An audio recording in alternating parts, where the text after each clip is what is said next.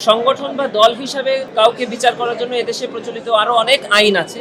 সরকার যদি চায় সেই আইন প্রয়োগ করে তাদেরকে যে কোনো নিষিদ্ধ বা যে কোনো ব্যবস্থা করতে পারে। আমরা ট্রাইব্যুনাল থেকে এ জাতীয় কোনো প্রসিডিংস চালাচ্ছি না। ইসলামী ছাত্র শিবিরের আজকের এই কার্যক্রম দেখে দুটি জিনিস প্রমাণিত হয়েছে। একটি হলো মিথ্যা এবং প্রোপাগান্ডা দিয়ে কখনোকে দাবিয়ে রাখা যায় না।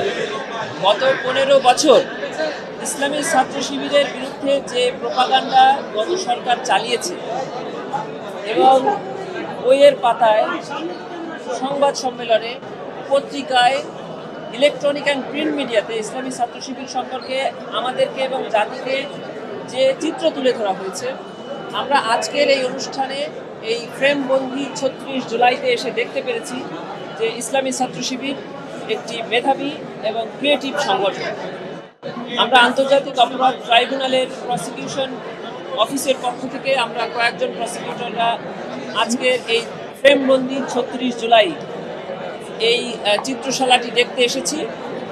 আমরা জানেন আপনারা সকলেই যে আমরা এই অগস্ট এবং জুলাই গণ অভ্যুত্থানে যে নির্মম হত্যাকাণ্ড দেশব্যাপী হয়েছে তার বিচারের জন্য আমরা ট্রাইব্যুনালে কাজ করছি, আমরা তদন্ত করছি, আমরা তদন্তের তথ্য উপাত্তকে আদালতে উপস্থাপনের জন্য চেষ্টা করছি। সেজন্য আমরা এসেছিলাম যে এই ফ্রেমবন্দি 36 জুলাই থেকে আমাদের এই মামলা সংক্রান্ত কী কী বিষয়ে আমরা উপস্থাপন করতে পারি।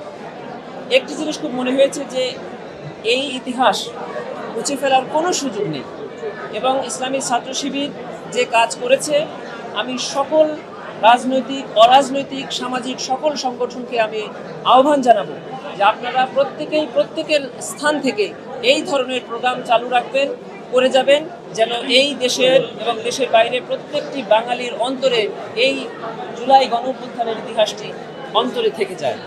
আরেকটি আহ্বান জানাবো কর্তৃপক্ষকে, এই জুলাই ফ্রেমবন্দি 36 জুলাই এই অনুষ্ঠানটা যেন আরও বেশ কিছুদিন যাবৎ ধরে চলে, তার জন্য যথাযথ ব্যবস্থা নেবে। আরেকটি আহ্বান সবাইকে জানাবো যে আজকের এই অনুষ্ঠানে এসে আমার মনে হয়েছে এমন কিছু ছবি আমরা দেখেছি যেগুলো এখন আমাদের কাছে আসে নাই। দেশবাসীর কাছে যেখানে যে অবস্থায়, যে ফর্মে এই জুলাই গণ অভ্যুত্থানের তথ্য উপাত্ত আছে, সবই আপনারা আমাদের ট্রাইব্যুনালের প্রসিকিউশন অফিসে জমা দিয়ে যাবেন, যাতে আমরা কোনো একটি নিরপেক্ষ ন্যায় বিচার এই পৃথিবীকে, এই জাতিকে উপহার দিতে পারি এবং যারা আসলে অপরাধ করেছে, অবিচার করেছে, অন্যায় করেছে, তাদেরকে আমরা যথাযথ বিচারের আওতায় আনবো। আমরা এই ট্রাইব্যুনালে ইন্ডিভিজুয়ালদের বিচার করছি, মানে ব্যক্তির, সে প্রত্যেকটি অপরাধী ট্রাইব্যুনাল বিচার শুরু হয়েছে বা বিচার প্রক্রিয়ার মধ্যে আছে, যে অবস্থানে থেকে, সে আওয়ামী লীগের হোক, সে কোনো ল এনফোর্সিং এজেন্সির হোক, অথবা ইন্ডিভিজুয়াল ক্যাপাসিটিতে যে অপরাধ করেছে, আমরা সেই অপরাধের বিচার করেছি। সংগঠন বা দল হিসাবে কাউকে বিচার করার জন্য এদেশে প্রচলিত আরও অনেক আইন আছে।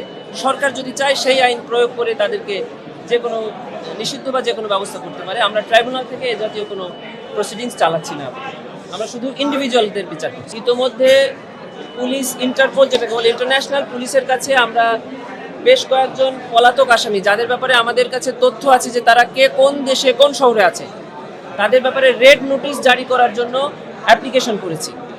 আর যারা দেশের বাইরে আছে তাদের ব্যাপারে আমাদের যে সকল দেশের সাথে চুক্তি আছে, সে সকল দেশের চুক্তি অনুযায়ী তাদেরকে ফিরিয়ে আনার জন্য আমরা সরকারকে বলবো।